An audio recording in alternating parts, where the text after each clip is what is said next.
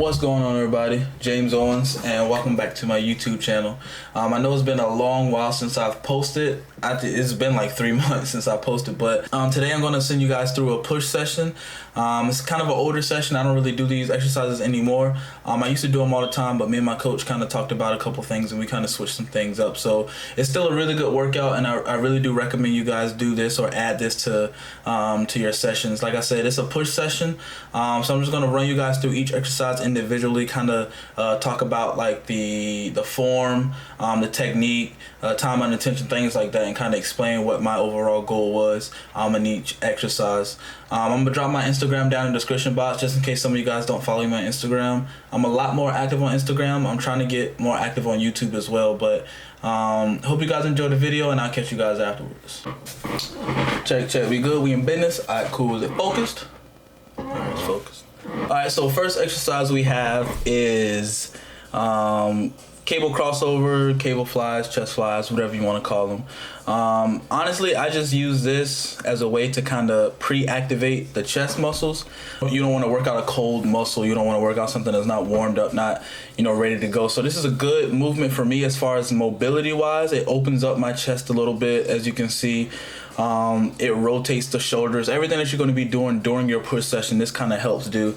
Sometimes I also like to do the seated chest flies on the plate loaded machine, but ideally, if the cables aren't taken, I'll use the cables first. And it's usually high reps, maybe 12 to 15, really light, just kind of going through the motion. Not really trying to get a solid pump with this workout. Like I said, it's really just to warm up the chest, warm up the shoulders, and get some mobility going. Next exercise is going to be the incline chest press, incline dumbbell press. First compound movement. I absolutely love incline dumbbell press movements. I usually put the incline like a little bit lower than this, but some of these, the seats that they have in my gym are already like kind of predetermined as how far down they can go.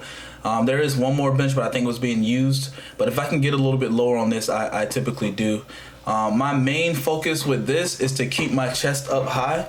A lot of people, when it's a big incline like this, they kind of sit flat back on the bench, and you're using a lot of your front delts, on your shoulders. So you kind of want to take the delts out as much as you can and put a lot of tension on that upper chest. And as you can see, I'm kind of lowering the weight really slow, and then I'm kind of exploding up. Short pause on the contraction on the top, and then I also pause on the down, which is the stretch. A lot of people don't pause on the stretch. I feel like it's super underrated, and I think it's really important to kind of embrace that stretch. Like, once that weight comes down, hold it there, because that's the real tension. Once you get it up, you can kind of lock your elbows out. You can kind of relax down there. But once you come down, that stretch, you'll really feel the weight kind of take over, and you'll feel that chest open up. But like I said, it's kind of slow on the down. Embrace that stretch. Pause, 1, 2, and then explode up. Come down, 1, 2, get that good stretch, explode up. And you can pause at the top as well. All right, next exercise, decline bench press. I typically like to use the decline hammer strength machine, just because I get a better contraction, I get a better control, but my gym does not have that. So with this, as you can see, the bench is already pre-declined, if that's even a word, but you can't really adjust the decline on this bench, and all of them are like that. So you kind of got to just work with what you got. But as you can see, I'm pretty much doing the same thing I did with the incline, slowly, guiding the bar down. You never want to let the bar drop on you. You want to guide that bar down, and then once you get on that stretch, pause for 1, 2, 1.5, and then you explode up, and then hold it up there. As you can see, I'm taking a breath in before I kind of bring that bar down, and then I'm exploding up to really feel it and to work on that power. But as I mentioned, same thing with the incline. You just guide that bar down, hold it at the bottom, get that full stretch for a 1 to 2 pause, and then you just explode up. All right, next exercise is going to be so straight arm lateral raises. You can see I have a slight bend in my elbows. That's fine. I know you see a lot of people kind of doing these, and they either they're like coming like back, like this, or they're like overextending by bringing their hands like all the way up here. Once my arms are like straight parallel with the ground or with the marching surface, that's where I stop. You can see that short hold for like 1 to 2 seconds, and then I guide the weight down. I don't let the weight just drop down. So you can kind of see me pause with the weight down as well. That's pretty much to kind of gather myself and focus on contracting on the way up. Think about pushing your palms away from you, and when I think like that, or when I think about that, it kind of helps me focus more on lifting with the with my shoulders. Also, you kind of want to, I don't know if you can really tell, but I'm slightly rotating the back of the dumbbell, that dumbbell that's facing the wall, slightly raising that part to the sky, kind of rotating that elbow slightly this way, so that when I lift and pull the arm out, it's a slight rotation like this, and it'll help you get, you know, some of that shoulder here in the back versus just the part of the shoulder right here. And, you know, I try to keep my channel simple, so that people who don't have that background can kind of understand what I'm talking about. I'm just like the tempo with all my other exercises, slow tempo, controlled tempo, pause on that hold for a little bit, definitely pause on that stretch for 1 to 2 seconds, and then you kind of explode up, still maintaining that weight control. All right, next exercise. Honestly, I don't like these, but it's a really good exercise to hit that inside part of that tricep here, these tricep extensions, or skull crushers. As you can see, I like to go behind my head if I'm on an incline bench like this. Sometimes I get on the flat bench and I bring the bar down to my forehead or to my face or whichever.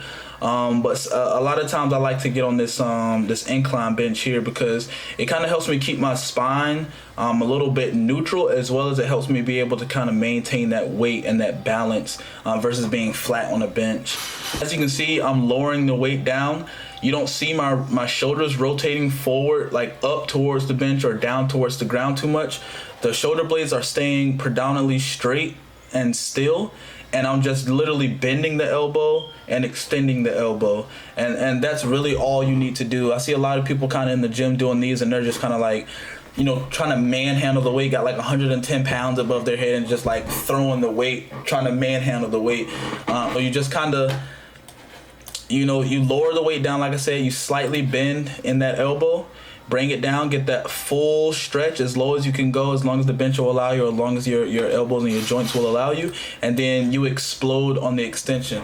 Now, you don't want to explode to the point where your body's like coming off the bench or anything like that, but you definitely want to explode and then hold that weight until you gather yourself and you're ready to lower that weight again.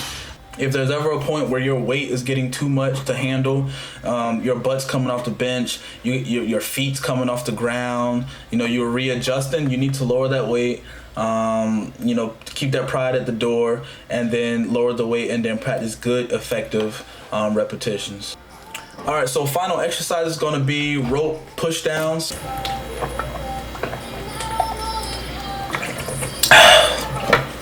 I like doing them with the cables because I can rotate those wrists outward, and then I feel more of a contraction in my triceps. That fat back head in the back right there, if you can see it to the right, that's what you're targeting with these. With this, I'm really focused on keeping those wrists kind of close to my body and pulling it back. Same thing with this. You don't really see my shoulders rotating, you know, at all, or very much at all. You just see that elbow bend, and then you see the elbow extend. You can see the 1 to 2 pause on the contraction, and you can see that 1 to 2 pause on the eccentric. Like I said, it's really focused on the tricep, and it's a really good exercise to kind of isolate the overall tricep with a lot of emphasis on the inner head here that's closer to the body. All right, that concludes, is it focus? Yes, focus. That concludes my video. Hope you guys enjoyed it. I'm going to be having maybe 1 or 2 of these videos pop out every week. Hope you guys enjoyed the video, man. Make sure you guys drop a like, comment, ask questions. That helps me, you know, put out more content. That helps me put out more videos about what you guys want to see specifically. Share this video, add this video to your workout. I really do hope you guys enjoy it, and I'll catch you guys at the next one.